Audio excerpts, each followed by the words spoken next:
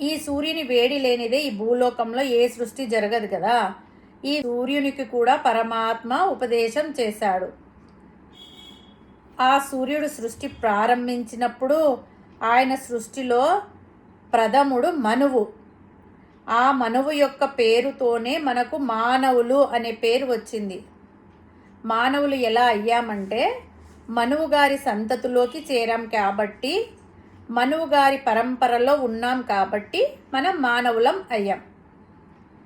మనువు గారు ఎప్పుడైతే సృష్టి చేయడం ప్రారంభించారో అప్పుడు మానవులు ఇతర జీవులలోకెల్లా విలక్షణంగా ఉన్నారని అర్థం చేసుకున్నారు. మానవుల యొక్క విలక్షణ ఏమిటి అంటే మనస్సు కలిగి ఉండడం, మనస్సుతో పని చేయడం, బుద్ధిశక్తితో కలిగి ఉండడం.